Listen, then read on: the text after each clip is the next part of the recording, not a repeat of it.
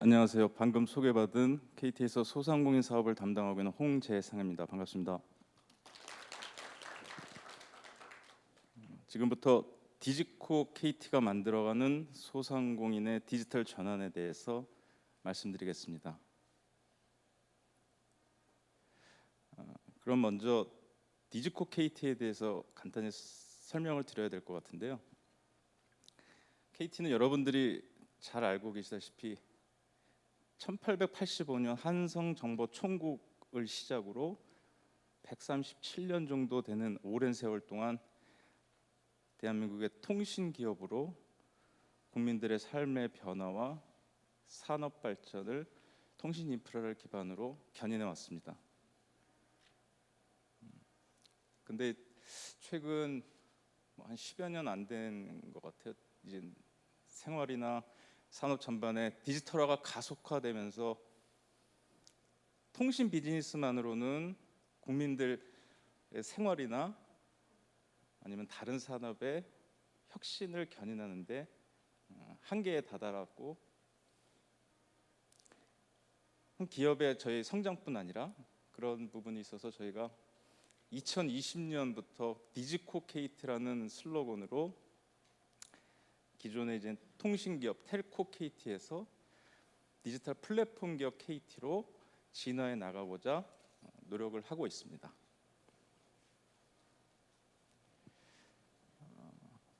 그러면 통신기업 KT가 디지털 플랫폼 기업으로 진화하기 위해서는 필요한 역량들이나 자산들이 뒷받침돼야 되는데요. 그래서 저희는 그런 부분들을 갖춰나가기 위해서 노력을 많이 하고 있습니다. 거기에 핵심이 되는 사업이자 자산이 AI, 빅데이터, 클라우드인데요. KT의 AI 경우는 여러분들 잘 알다시피 2017년 기가진이 TV 셋톱박스를 시작으로 AI 스피커까지 해서 지금까지 약 한 300만 명의 AI 개인화 서비스 가입자들이 계속 매일 이용하면서, 사실 AI 엔진이라는 거는 많은 사람들이 얼마나 많이 이용하고 그 이용하는 과정에서 모르는 단어나 어떤 응대해야 될 상황에 대해서 계속 딥러닝을 통해서 고도화가 될 수밖에 없습니다. 그래서 그런 300만 명의 개인화 가입자 기반으로 해서 저희가 굉장히 고도화된 AI 엔진을 갖게 됐고요.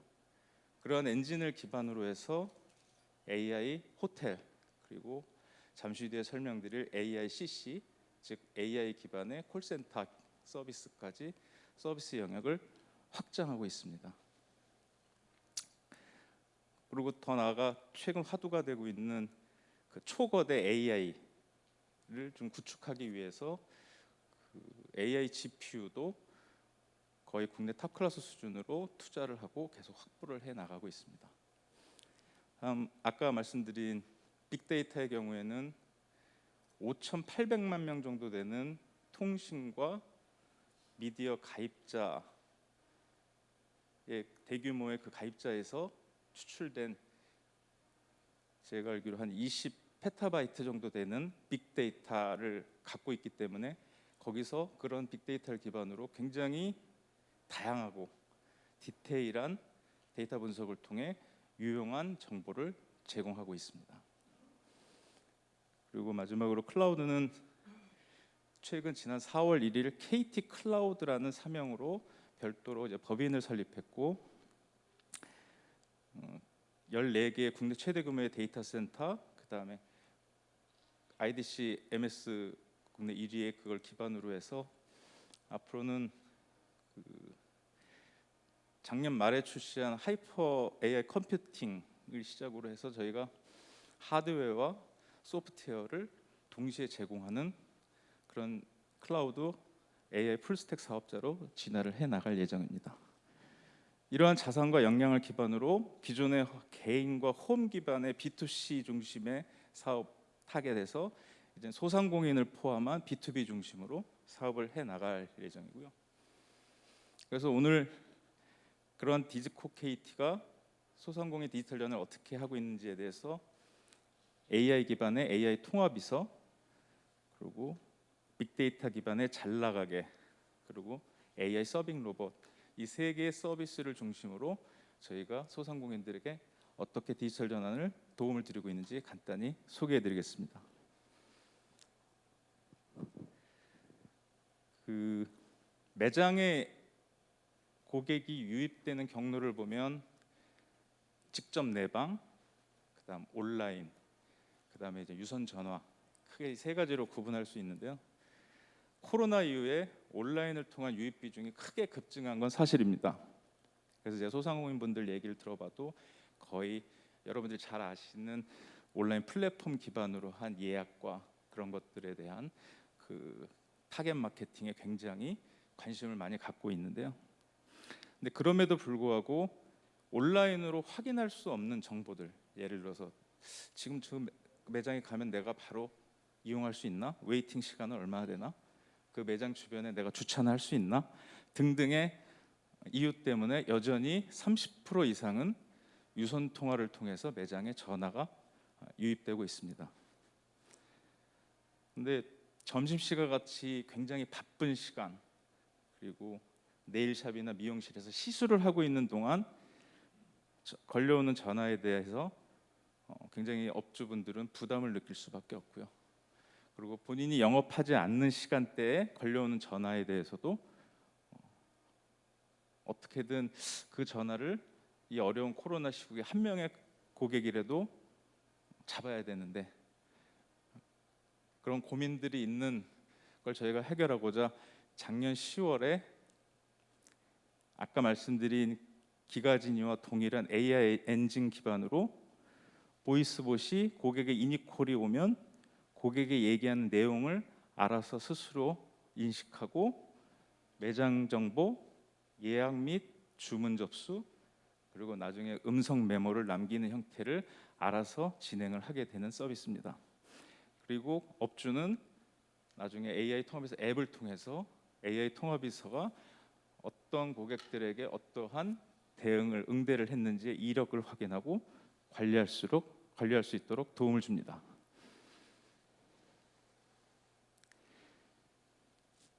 AI 통합비서를 이용하신 이제 소상공인분들 얘기를 들어보면 앞서 설명드린 대로 바쁜데 단순 문의에 대해서는 통합비서가 대신 해줘서 정말 편하다.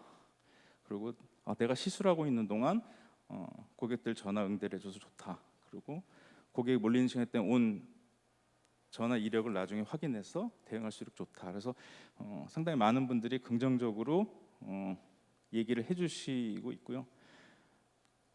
근데 이제 업종이나 매장 상황에 따라서 조금 그 만족도의 차이는 있었습니다. 예를 들어서 요식업 그리고 매장 규모가 커서 예약 콜이 많은 경우에는 굉장히 만족도가 높은 반면, 매장 규모가 작고 배달 중심으로 하는 업주분들은 상대적으로 통합비서가 배달과 아직까지 연동이 잘 원활하지 않는 부분들에 대해서 조금 불만이 있었고요. 그래서 저희가 그런 부분들을 보완하고자 계속 다른 서드파티의 솔루션들과 연동해서 그런 부분들 지금 해결하기 위해서 노력을 하고 있습니다. 그리고 그 업종별로 굉장히 이제 사용하는 단어들이 차이가 많이 있는데요. 이 AI 엔진이 바로바로 즉각적으로 응대를 하기 위해서 저희가 그 업종별로 많이 사용하는 단어들을 몇만 단어씩 따로 미리 학습을 시켜 놓습니다. 그렇게 되면 고객이 그 업종 모드를 설정하면 그 업종 모드에 해당되는 랭귀지 모드가 작동돼서 빨리 그거에 대해서 응대할 수 있도록 그렇게 해서 저희가 특화돼서 하고요. 그다음에 업종별 상황에 따라서 시나리오도 단일하게 가져가지 않고, 예를 들어서 지금은 AI 모드를 켜놓으면 무조건 모든 오는 전화가 내가 받을 수 없고 AI로 넘어가는데, 예를 들어서 부동산업 같은 경우에는 상대적으로 전화 인이콜 하나하나에 대한 중요도가 굉장히 높기 때문에 AI 통화비서를 온시켜 놓더라도 일단 먼저 중개사한테 전화 콜이 들어오고 거기서 만약에 통화 중이거나 연결이 안 될 경우에는 AI 쪽으로 넘어가서 나중에 이력을 확인하는 형태로, 그래서 업종별로도 그렇게 서비스 시나리오를 차별화해서 대응해서 최적화하는 형태로 진행을 하고 있습니다. 그리고 아까 말씀드린 대로 단순 전화 응대뿐만 아니라 배달이나 예약과 관련된 서드 파티들과 협력을 통해서 서비스의 처리 커버리지를 넓혀가고 있습니다. 아울러 통화가 끝나고 나서 매장에 대한 홍보 이미지나 정보들을 전달해주는 서비스를 전화 응대하는 AI 통화비서가 심리스하게 할 수 있도록 패키지를 해서 사장의 AI 비서팩이라는 걸로 제공도 하고 있습니다. 다음은 AI 서빙 로봇의 설명을 드릴 텐데 간단히 영상 보시고 설명 이어드리겠습니다.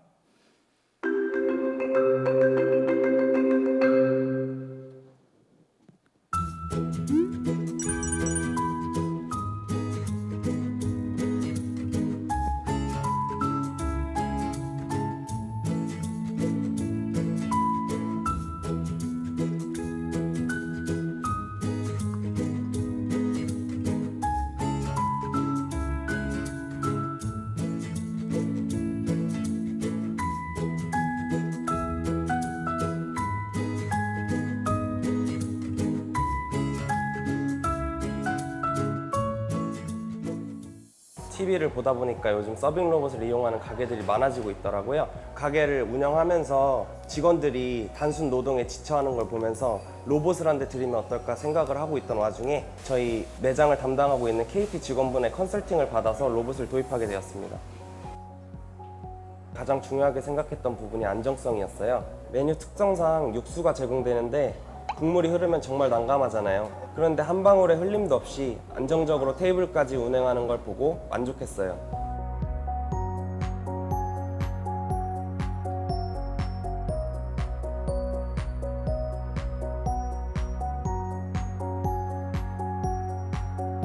그래서 사람이 많은 혼잡한 시간에도 아무런 문제 없이 잘 쓰고 있습니다.